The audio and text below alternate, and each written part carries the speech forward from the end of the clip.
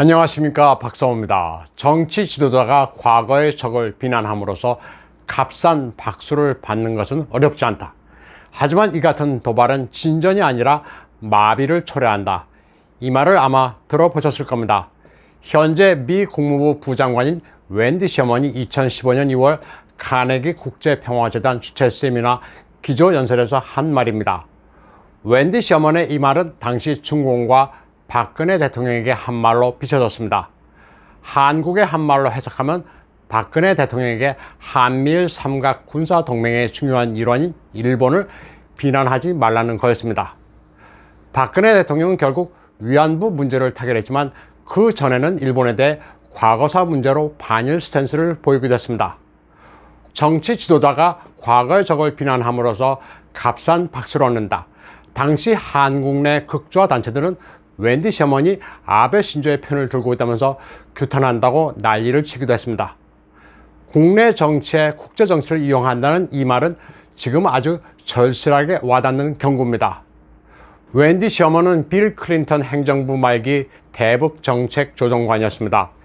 2005년 미국과 북한 간 공동 성명을 도출하고 매들린 얼브라이트 미 국무장관과 조명록 북한군 차수의 교차 방문을 성사시킨 인사입니다. 또 2011년부터 2015년까지 오바마 행정부 당시 힐러리 클린턴과 존 케리의 국무부에서 분해 서열 사회인 정무 담당 부장관을 지내고 이란 핵 협상을 주도한 바 있습니다. 그런 그녀가 바이든 행정부에서는 국무부의 블링컨 바로 아래 2인자 부장관으로 임명됐습니다. 여성과는 악수도 하지 않는 완고한 정통 유태인 커뮤니티에서 성장한 웬디 셔먼은 보통 강한 여성이 아닙니다. 서로 다른 출신과 입장인 사람들과의 협상에 아주 정통합니다. 늘 강조하는 협상의 원칙이 커먼 그라운드를 찾는 겁니다. 그래서 그녀의 별명은 체인지 메이커입니다. 한국에 대해 정치 지도자가 과거의 적을 비난함으로써 값싼 박수를 받는 것은 어렵지 않다. 하지만 이 같은 도발은 진전이 아니라 마비를 초래한다는 아주 직설적인 언사를 던진 것을 보면 이를 잘 알 수 있습니다. 현재 공통적인 이익을 도출하라고 상대방을 설득하는 게 그녀의 특기입니다. 그녀의 자서전 Not for the faint of heart, Lessons in Courage, Power, Persistance도 유명합니다. The faint of heart는 정신 나간 사람, 겁쟁입니다. 책 제목도 아주 당차입니다. 용기, 힘, 끈기에서 얻은 교훈은 겁쟁이에게는 필요 없다고 해석됩니다. 웬디 셔먼은 시민운동가, 선거 캠페인 매니저 등을 거쳐 국무부에 들어가 커리어를 쌓아나간 여성입니다. 앞서 말씀드린 것처럼 일찍이 이란의 비핵화 방안인 포괄적 공동행동계획을 도출해냈고 김정일 체제의 북한이 막 핵을 개발하기 시작할 때부터 비핵화 물밑 협상을 했습니다. 그녀가 추진하던 북한 비핵화 협상은 클린턴에서 부시 행정부로 바뀌면서 흐지부지됐습니다. 웬디 셔먼은 그래서 북한이 위협적으로 변하는 것을 안타깝게 지켜봤다고 회고하고 있습니다. 웬디 셔먼 국무부 부장관은 오는 25일부터 이틀간 중공의 텐진을 방문해 왕이 외교 담당 국무위원 겸 외교부장과 회담합니다. 웬디 셔먼이 국무부의 2인자, 왕이가 중공 외교부의 수장인 점을 감안하면 프로토콜에서 중공이 굽힌 겁니다. 당초 웬디 셔먼의 방중을 둘러싸고 양국은 계속 기싸움을 벌였습니다. 웬디의 방중은 취소됐다가 21일 갑자기 결정됐습니다.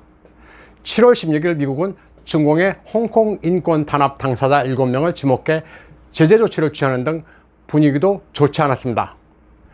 중공은 왕위를 카운터파트로 내세워 미국과 오는 10월 이태리에서 열리는 G20에서 미중 정상회담이 성사되도록 물밑 협상을 시도할 것으로 관측됩니다. 당초 웬디 셔먼은 텐진에서 자신과 급이 같은 러 위청 외교부 부부장을 만나기를 희망했지만 중공은 러 위청보다 급이 낮은 서열 5위의 미국 담당 시에펑 부부장과의 회담을 제안했습니다. 이렇게 프로토콜에서 고압적이던 중공이 갑자기 왕이와의 회담을 제시한 것은 일단 미국의 위세에 굴복한 것으로 해석됩니다. 물론 중공의 수법이 늘 그렇듯 적이 강하면 물러나고 적이 약하면 공세를 취한다는 점을 감안하면 그 저희는 알 수 없습니다. 웬디 부장관은 21일 일본에서 미국은 북한과 대화할 준비가 되어 있다. 지금 북한의 반응을 기다리고 있는 상태라고 말했습니다. 그러면서 북한의 일본인 납치 문제도 관심을 표명했습니다. 딸이나 배우자를 강제로 빼앗기는 상황은 상상할 수조차 없을 정도로 끔찍하다고 말했습니다.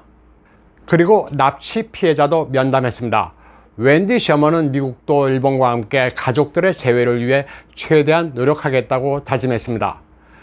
웬디 부장관이 납치 피해자 가족 그리고 일본 관리와 촬영한 사진입니다. 웬디를 포함해 이들의 옷깃에는 파란 표식이 붙어 있습니다. 이는 북한 납치 피해자를 잊지 말자는 표식입니다. 일본 정부는 요코다 메구미를 포함해 북한에 납치된 자국민에 대해 지속적으로 관심을 가지고 구출하기 위해 노력하고 있습니다. 납치 담당 장관도 있는데 내각의 톱인 관방장관이 겸임합니다.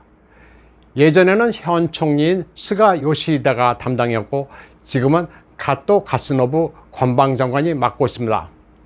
한편 21일 일본 도쿄에서는 한미일 3국 외무차관 회담이 열렸습니다. 이 자리에서 3개국은 중공의 해양 진출을 염두에 두고 일방적인 현상 변경 시도에 반대한다고 뜻을 모았습니다. 또 타이완 해협의 평화 유지 등과 관련해서도 의논했습니다. 한국이 3국 외무차관 회담에서 중공이 펄펄 뛸 만한 사안을 논의했다는 사실이 미미합니다. 한국 정부는 일본과의 관계가 사상 최악입니다. 그런데 6년 전 정치 지도자가 과거의 적을 비난함으로써 값싼 박수를 받는 것은 어렵지 않다. 하지만 이 같은 도발은 진전이 아니라 마비를 초래한다고 직격탄을 날린 웬디 셔먼과 같은 자리에서 중공 포위망을 좁히자는 논의를 했다는 사실이 여러 생각을 하게 만듭니다. 문재인 정권은 중공에 굴종적이고 쿼드 플러스에 동참하라는 권유도 무시해왔습니다. 그러면서도 호주에서 열리는 다국적 연합훈련 텔리스만 세이버에는 참여하는 이중적인 행태를 보이고 있습니다. 3개국 외무차관 회담에 대해 중공은 극렬하게 비난했습니다. 자오리젠 외교부 대변인은 중공의 내정에 간섭하거나 지역 평화를 파괴하지 말라면서 3개국이 냉전적 사고를 가지고 집단적으로 중공에 대항하고 있다고 말했습니다. 한편 웬디 셔먼은 한국과 몽골을 순방한 뒤 중공으로 향합니다.